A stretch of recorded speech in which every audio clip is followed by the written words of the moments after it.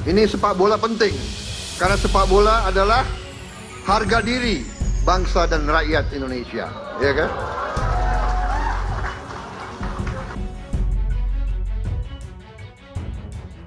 Prabowo minta naturalisasi pemain keturunan di luar negeri dilakukan demi timnas Indonesia lolos Piala Dunia. Saya ini pencinta sepak bola, tapi saya nggak sampai hati. Saya tidak mau nonton World Cup. Di TV pun saya tidak mau nonton. Kenapa? Indonesia tidak main.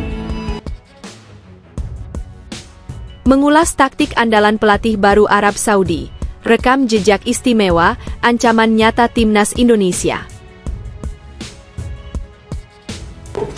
Oh, what are we doing here?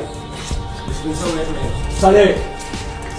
Hey, this is a pressing. Pressing doesn't mean you will go high.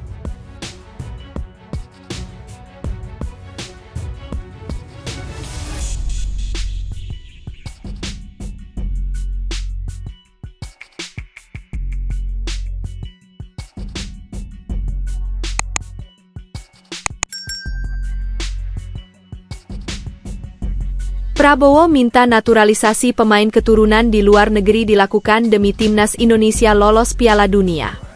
Presiden RI, Prabowo Subianto berambisi membawa pulang pemain keturunan di luar negeri termasuk lewat naturalisasi, demi timnas Indonesia lolos ke Piala Dunia.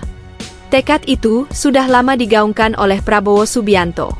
Dia menegaskan bahwa sepak bola adalah harga diri bangsa dan rakyat Indonesia. Sehingga tim nasional Indonesia harus bisa lolos ke Piala Dunia 2026 demi mewujudkan hal tersebut.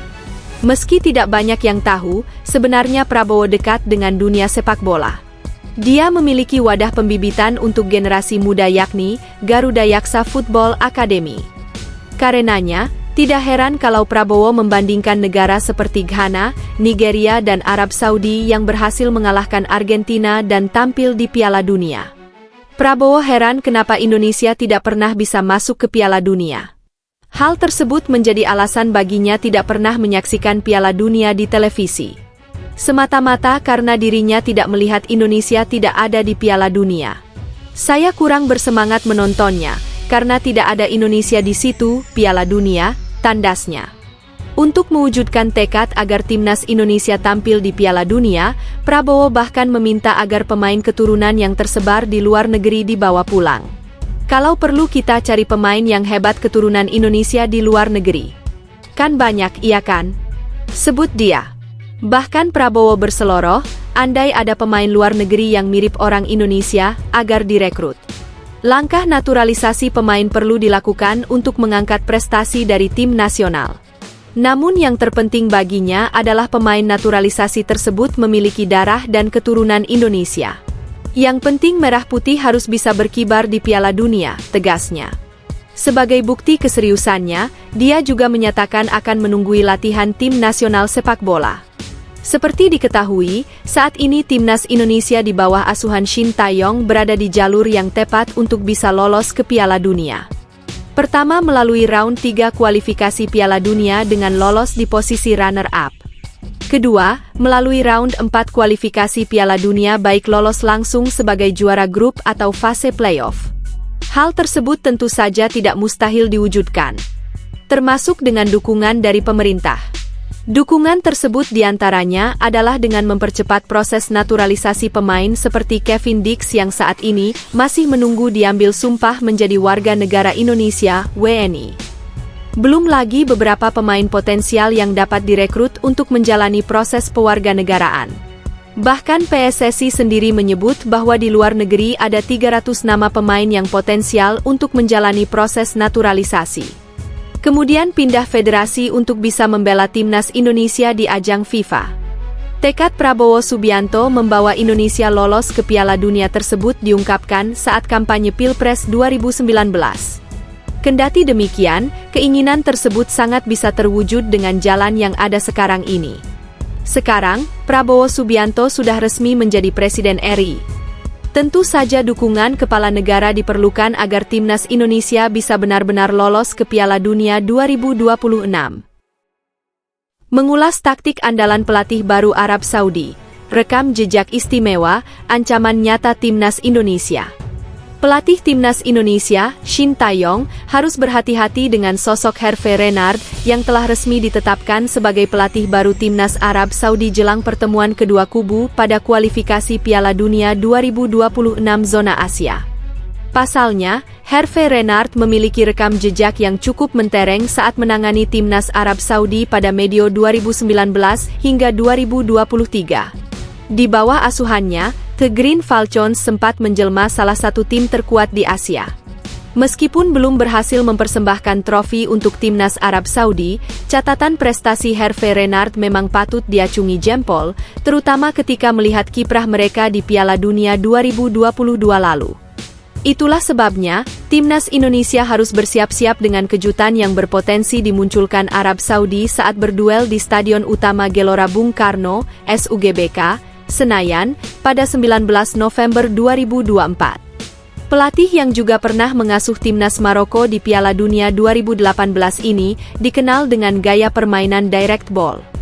Karakter inilah yang sukses membawanya meraih 2 gelar Africa Cup of Nations pada 2012 dan 2015 bersama tim yang berbeda. Jika berkaca dari pekerjaan terakhirnya sebagai pelatih Arab Saudi, Renard memiliki 2 formasi yang menjadi preferensinya, yakni skema 4-3-2-1 dan 4-3-3. Dengan format ini, ia ingin menggunakan kecepatan para pemain sayapnya. Sementara itu, pendekatan pertahanan Arab Saudi di bawah Renard didasarkan pada struktur block press dengan garis tinggi dan permainan menekan yang intensif. 2 kombinasi inilah yang cukup identik dengan Renard. Dengan pendekatan taktik semacam itu, Timnas Arab Saudi di bawah asuhan Hervé Renard bisa mengukir performa yang nyaris sempurna, terutama dalam perjalanannya mengarungi kualifikasi Piala Dunia 2026 zona Asia. Pada putaran kedua, mereka sukses mengamankan 6 kemenangan dan 2 imbang saat tergabung satu grup bersama Uzbekistan, Palestina, Singapura, dan Yaman. Hasilnya, mereka melaju ke putaran ketiga sebagai juara grup. Sedangkan pada putaran ketiga, mereka juga menjadi pemuncak klasemen grup B saat bersaing melawan Jepang, Australia, Oman, China, dan Vietnam. Dari total 10 laga, Arab Saudi bisa mengukir 7 kali menang, 2 imbang, dan 1 kekalahan. Dengan pendekatan tersebut, Hervé Renard sukses membawa anak asuhnya menumbangkan Argentina pada fase penyisihan Piala Dunia 2022. Dalam duel yang berlangsung di Lusail Stadium, Selasa, 22 November 2022 itu, mereka menang 2-1. Padahal, La Albiceleste sempat unggul terlebih dahulu lewat gol Lionel Messi pada menit ke-10. Namun, pada babak kedua, Arab Saudi bisa berbalik unggul lewat 2 gol Saleh Al-Shehri, 48, dan Salem Al-Dawsari, 53. Catatan ini jelas tergolong istimewa karena Arab Saudi berhasil memberikan satu-satunya kekalahan untuk Lionel Messi dan kawan-kawan yang akhirnya keluar sebagai kampiun Piala Dunia 2022. Di skuad Timnas Arab Saudi yang tersedia saat ini, masih terdapat 2 pemain kesayangan Hervé Renard yang bakal jadi senjata andalannya. 2 pemain yang dimaksud ialah Firas Al-Buraikan dan Salem Al-Dawsari. Salem jadi pemain kepercayaan karena winger ini punya kecepatan dan kemampuan olah bola yang mumpuni. Pemain yang juga berstatus sebagai kapten ini bisa menempati banyak posisi di lini depan. Sampai saat ini, kontribusi pemain berusia 33 tahun itu masih tak tergantikan. Sementara itu, Firas telah mengukir 3 gol untuk The Green Falcons pada kualifikasi Piala Dunia 2026 zona Asia ini. Di babak ini, pemain asal Al Ahly itu juga sering menjadi starter, termasuk di bawah asuhan Roberto Mancini.